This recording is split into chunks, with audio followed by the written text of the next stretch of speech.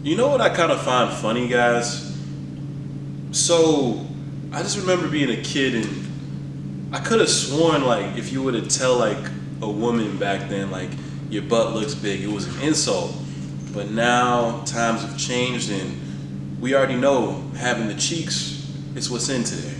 So, I'm here to help y'all ladies out. I know Hot Girl Summer just passed, but I'm gonna get you guys right and give y'all that gluteus maximus you've always wanted. Now, full disclosure though, you guys gotta understand that there's something called genetics. Just like how some dudes can't help that they're taller, they're shorter, some people are born to put on more weight. And when it comes to certain body parts, yes, you're going to have a certain limit that you can build volume in your butt, for example.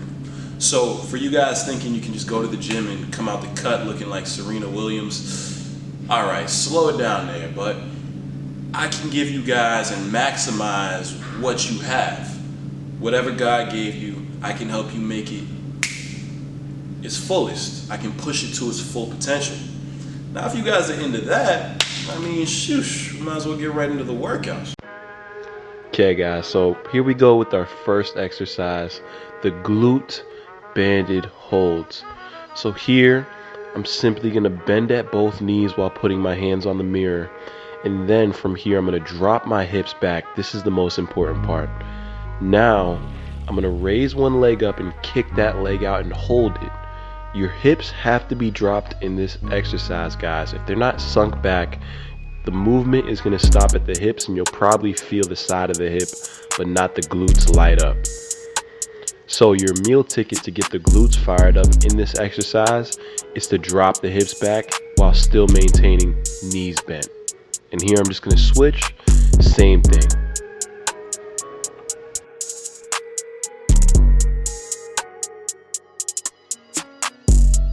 Here, we just have donkey kicks, another glute activation exercise. Good exercise to get the glutes warmed up. So in the beginning, guys, I'm really imitating how most people do this. They curve at the back too much, and this doesn't allow you to utilize the glutes. So here, I straighten out a little bit. My back is still curved. The idea is you want to try to keep that back as flat as you can, but inevitably, because you're kicking the heel up, your back is going to curve a little bit, but you should be getting the glutes real good when you do this exercise.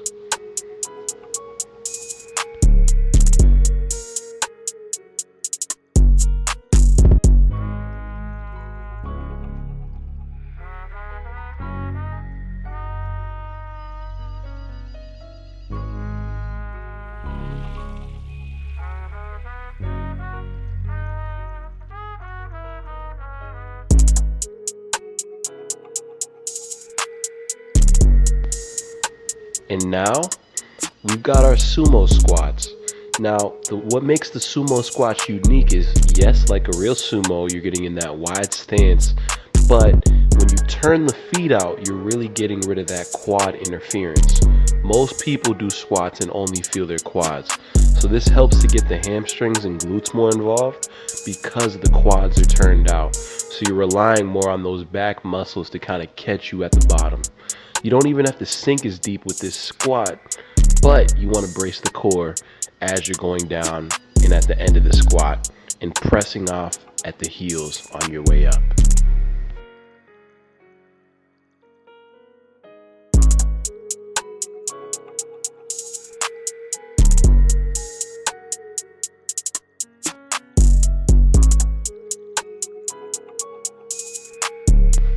Nothing's changed here, guys.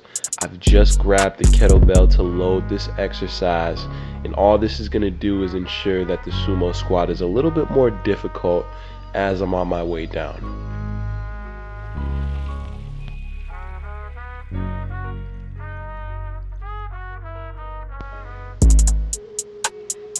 Here, guys, I'm just demonstrating what a hinge is. I'm dropping my chest down to my hands to make them disappear, but notice it's just my chest dropping. I'm not bending at the knees.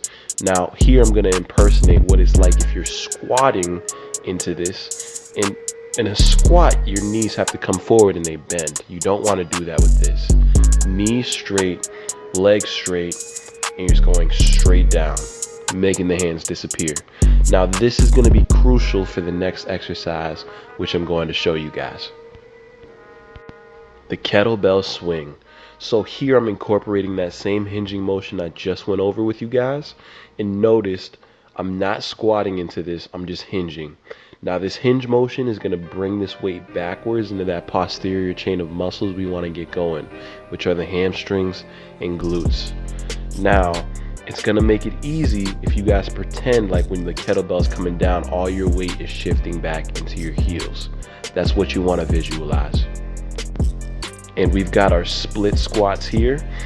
I'm going to have the weight on the same side that the front foot is on, and you guys want to have a forward lean pressing off of that front foot while maintaining that forward lean. I'm using a kettlebell here to kind of load this exercise and make it more difficult, but I suggest for beginners just do it without the weight. See how it goes. If it's too easy, you can always add the weight later.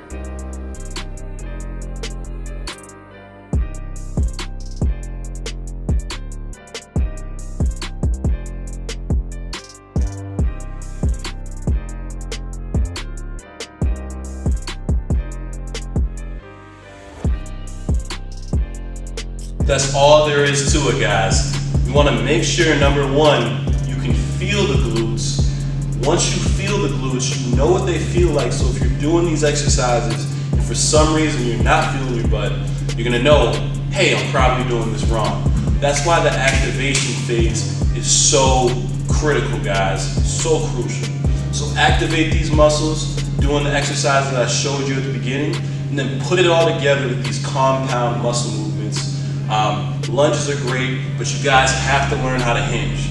A lot of you guys have a fucked up squat because you're not doing a squat, you're doing really a hinge. You can't do a squat and a hinge at the same time. That's why I had to go out of my way to teach you guys what a hinge is. That way you can differentiate the two. So, it's your boy Dipsey. Hope you guys enjoyed the video.